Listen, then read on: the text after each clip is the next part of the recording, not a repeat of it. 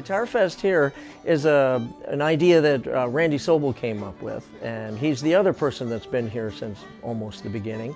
And he says, let's set up a lot of clinics and get the best people we can find, and maybe put a couple of concerts on, and hands-on how to do this and that. And we started this 11 years ago, and it seems to be doing well. A lot of people look forward to it every year, except the year we had an ice storm. That was a problem. We've added more clinics. We've had more people talking about more diverse subjects. We have people coming in. Usually there's a person doing instrument repair and maintenance. There's me with amplifiers. There's a jazz guitar teacher each time, and we try to get a new person each year just for a different perspective. There's right now there's gypsy jazz going on, which is all acoustic. There's rock and roll. There's blues. One of our local blues heroes has been with us for 3 or 4 years now. It's Ayan Naim, and the good, bad, and the blues. He's becoming nationally known. So we bring in all the best players we can find who just love working with kids.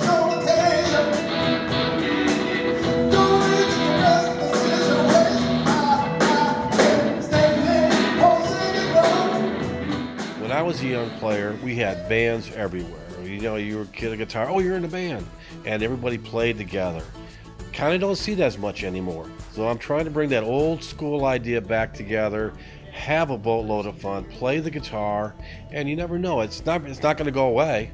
You know, one of my students, he's here walking around, he's 76 years old and he plays the bass guitar. So it never goes away. So that's what I want to take away.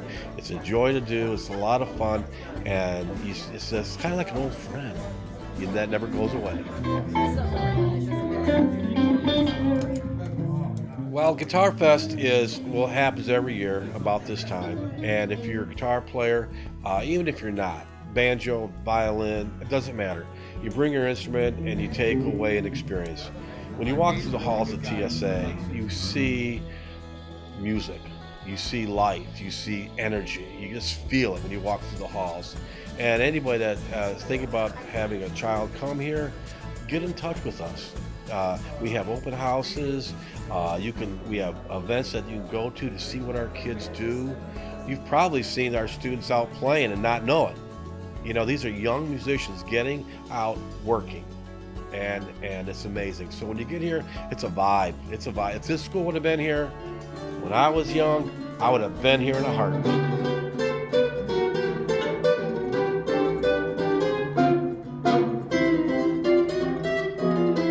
School for the Arts has been around about, I think this is our 18th year, but it might be the 19th year. Whatever it is, I've been here 1 year less than that. The students that are here are passionate about this place. The only reason I even looked into this is because I was looking for a school for my son to attend, and we walked around the building the first year, which is quite different than this. It isn't even this building. And I noticed the students wanted to be here. They seemed to be happy to be here, and I thought, well, that's a real plus in itself. So I went into the directors and I said, do you need a teacher? What can you do? I'd known them because they're musicians also. Then what can you do? I said, well, you need to start a jazz program. And they said, can you do that? And I lied to them and said, of course I can.